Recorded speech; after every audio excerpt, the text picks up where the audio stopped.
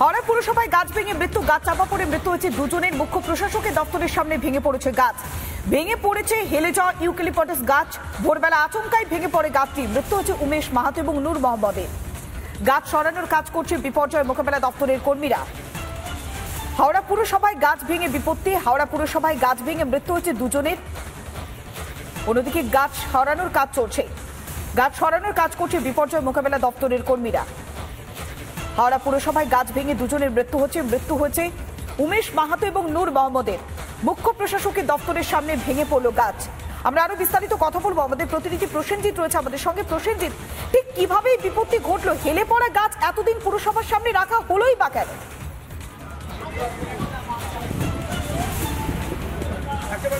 আমি যে জায়গাটা দাঁড়িয়ে রয়েছি এটা হচ্ছে হাওড়া কর্পোরেশনের গেট, এবং হাওড়া কর্পোরেশনের গেটের সামনে এই যে জায়গাটা আমি দেখাবো, একটু ক্যামেরা পার্সনকে দেখাতে বলবো।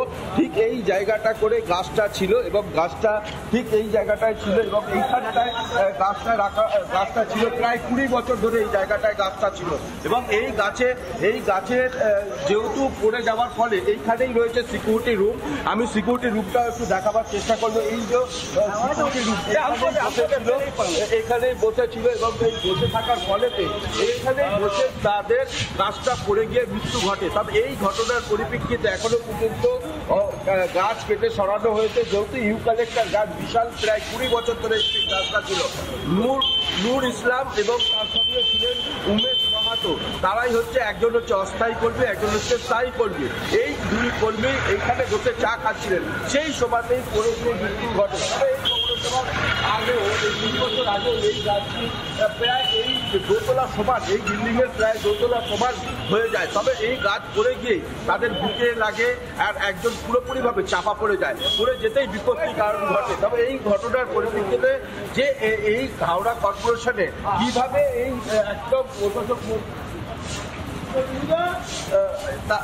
যেহেতু এই কর্পোরেশনের একেবারে গেটের সামনে যেহেতু ঘটনা ঘটেছে, তাও আমি একটু জানার চেষ্টা করবো। যদি এইখানে যেহেতু প্রত্যক্ষদর্শী বলতে বেশ কয়েকজন রয়েছে হাওড়া কর্পোরেশনের কর্মীরা, তাদেরকে একটু জানার চেষ্টা করবো। তারা এই যে আপনাদের কর্পোরেশনের গেটের সামনে আপনারা তো সবসময় থাকে, এই যে গাছ কিভাবে পড়লো?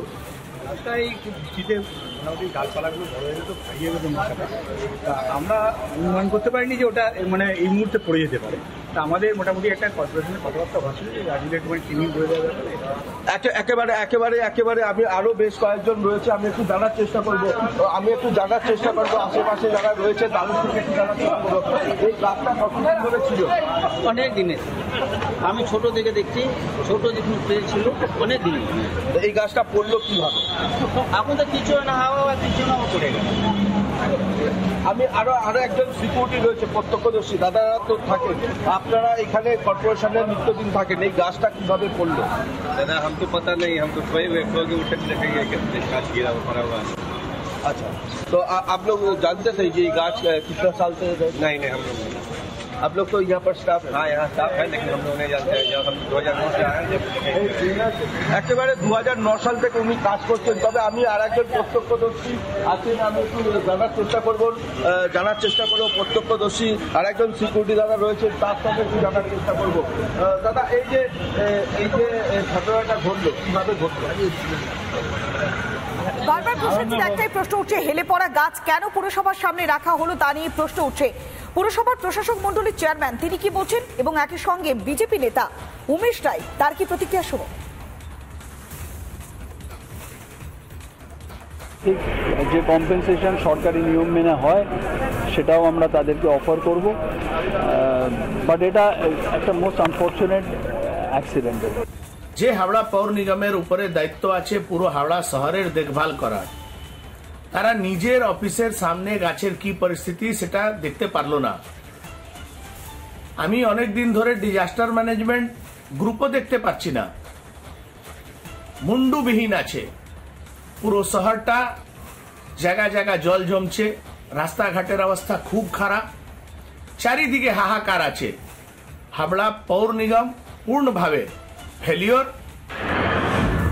কালীগঞ্জে তৃণমূলের বিজয় মিছিল থেকে ছোড়া বোমার আঘাতে মৃত্যু হয় ছোট্ট একরত্তি তামান্না খাতুনের। অভিযোগ জানানো হয়েছিল 24 জনের নামে। কিন্তু সেই 24 জনের মধ্যে 9 জনকে গ্রেপ্তার করা হলেও বাকি দুষ্কৃতীরা এখনো বহাল তবিয়তে বুক ফুলিয়ে ঘুরে বেড়াচ্ছে। অভিযোগ তামান্নার মা সাবিনা ইয়াসমিনের। তিনি অভিযোগ জানিয়েছেন এখনো পর্যন্ত রাতে তারা ঘুমোতে পারছেন না, এতটাই আতঙ্ক তাদেরকে তাড়া করে বেড়াচ্ছে। শুধুমাত্র তাই নয়, যে সমস্ত দুষ্কৃতীরা বাড়ির বাইরে রয়েছে তারা দিনের পর দিন তাদেরকে হুমকি দিয়ে যাচ্ছে। পুলিশকে বারবার জানানো হয়েছে, পুলিশের কাছে বারবার তারা ছুটে গিয়ে আর্জি জানিয়েছেন বাকি যারা দুষ্কৃতীরা রয়েছে যারা এখনো পর্যন্ত অধরা তাদেরকে ধরা হোক, কিন্তু পুলিশ কোনো ব্যবস্থা নিচ্ছে না। তিনি জানিয়েছেন যে এবার যদি পুলিশ দুষ্কৃতীদের না ধরে তাহলে সেক্ষেত্রে তিনি কিন্তু অনির্দিষ্টকালের জন্য অনশনে বসবেন। ক্যামেরায় অতরুণ আগের সঙ্গে এলিনা ভট্টাচার্যের রিপোর্ট, রিপাবলিক বাংলা, কলকাতা।